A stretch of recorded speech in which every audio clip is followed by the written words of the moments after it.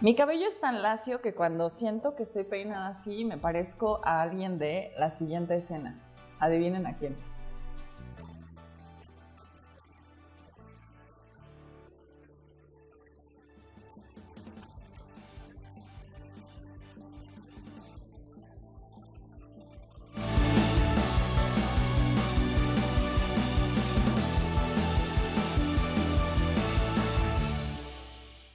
¿Ya no parezco boba? Espero que no.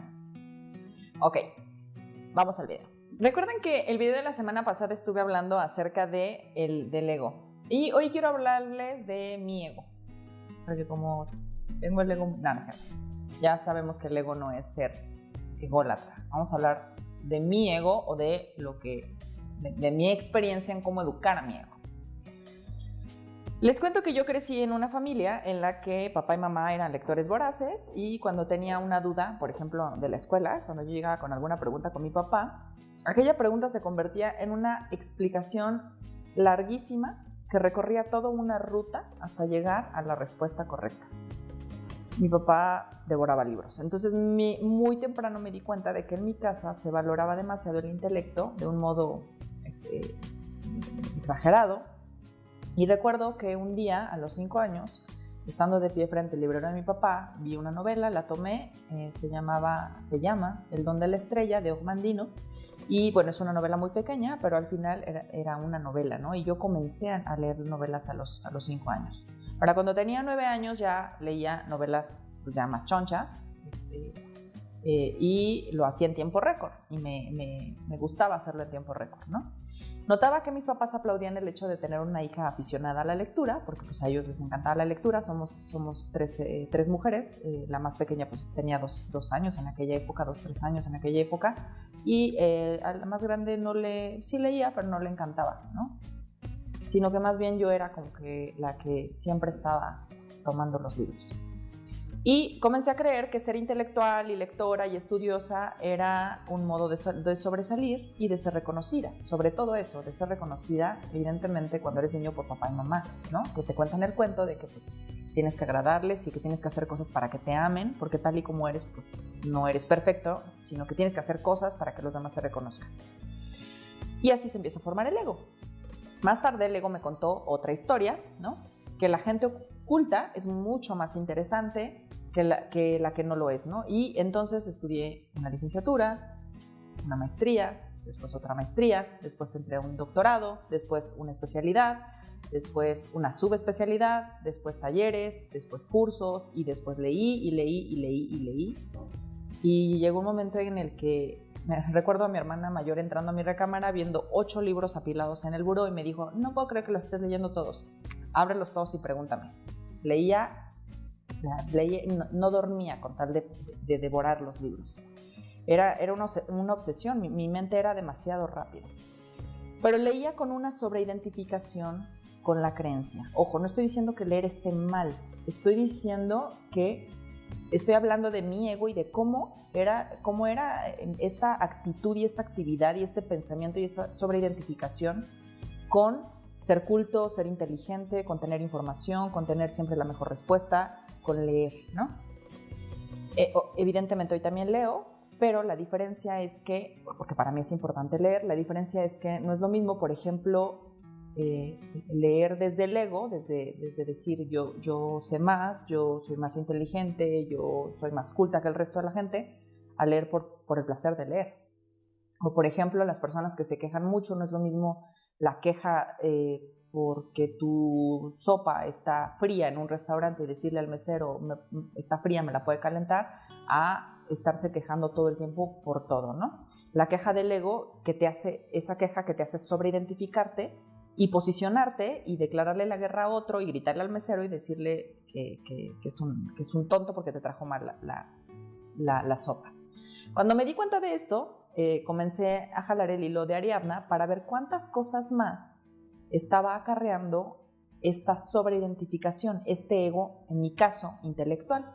Porque cuando tú tienes un tipo de ego, ese ego va acarreando y va jalando otras cosas. Entonces, está bien que lo reconozcas, que lo veas y que vayas jalando el hilo de Ariadna para ver a dónde te lleva y descubrir en qué otras cosas de tu vida está impactando. Y me di cuenta que pensaba en exceso. Yo me sentía súper orgullosa de que mi cabeza de que mi mente tuviera exceso de pensamiento todo el tiempo. Tenía algo que se conoce como fuga de ideas. Era un pensamiento tan acelerado que mi mente no lograba desconectarse. Dormida, interpretaba los sueños. Me levantaba a las 2, 3 de la mañana para escribirlos, para saber qué significaban, en qué estaba avanzando, en qué no.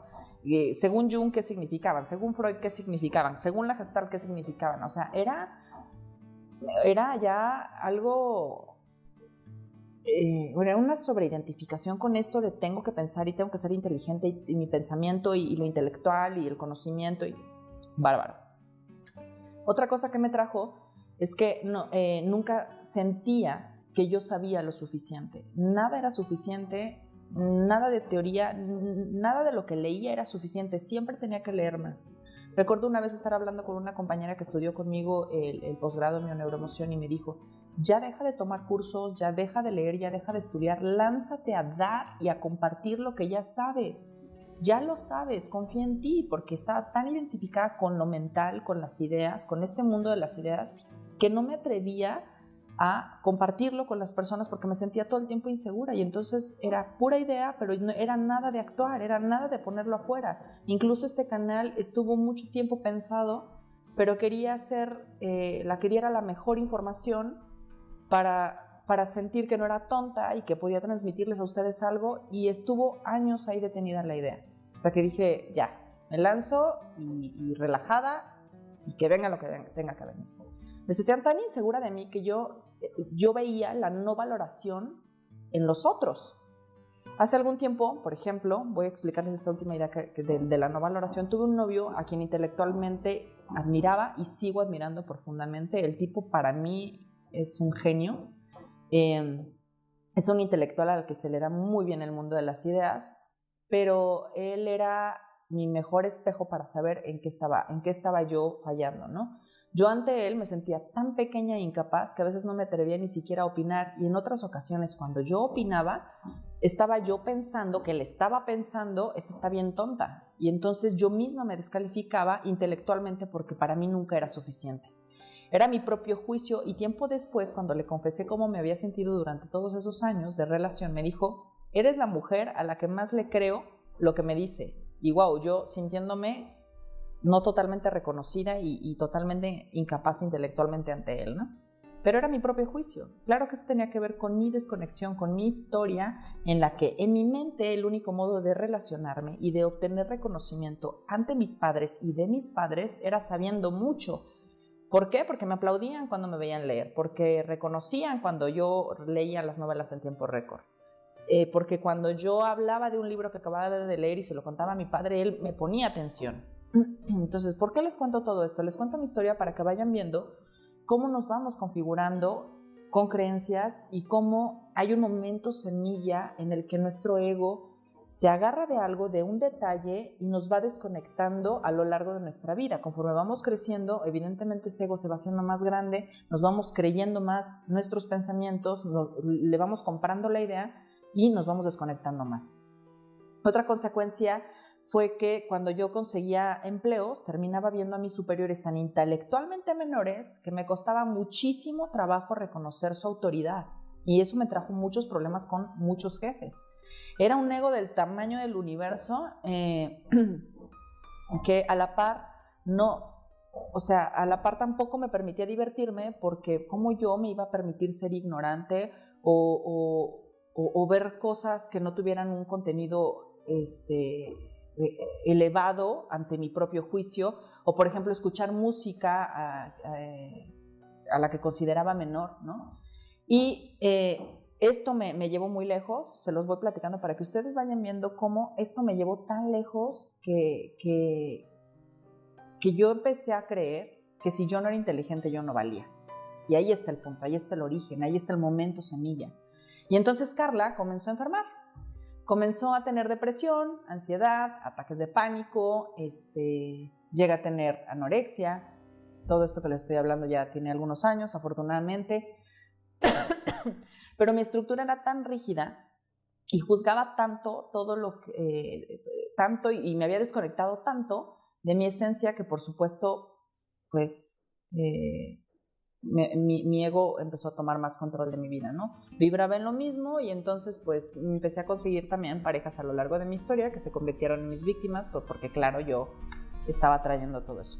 Poco a poco fui comprendiendo que dejar el ego era ayudar, era tomar las riendas de mi vida, empezar a conducir mi vida, porque esto solamente me estaba enfermando, estaba tan desconectada de mí que solamente me estaba enfermando.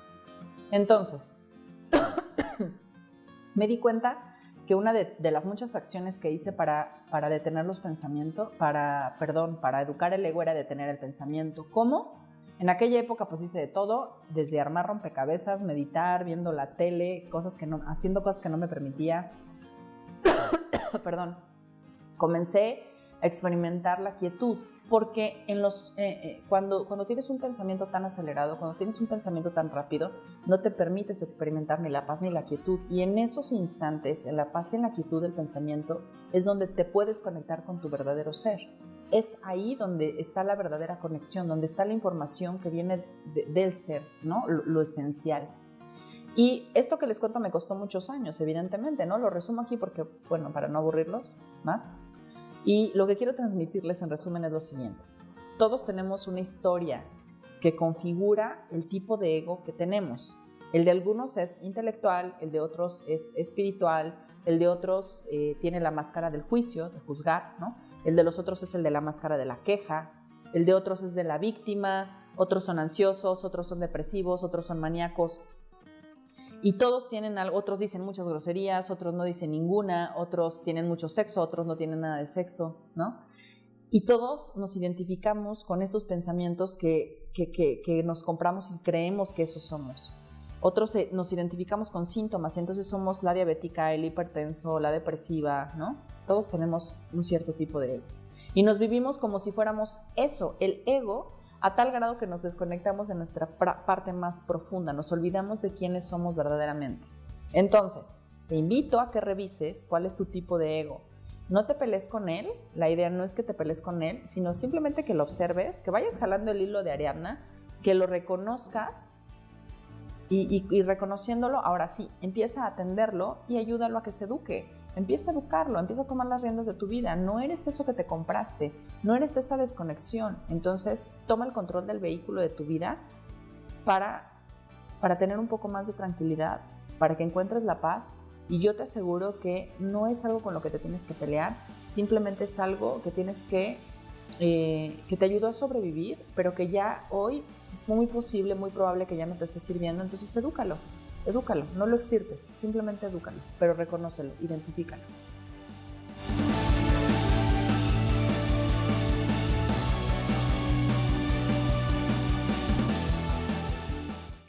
La recomendación de una fanática de Tintán es vean El Revoltoso, Músico, Poeta y Loco y... ¿cuál otra? El Rey del Bar.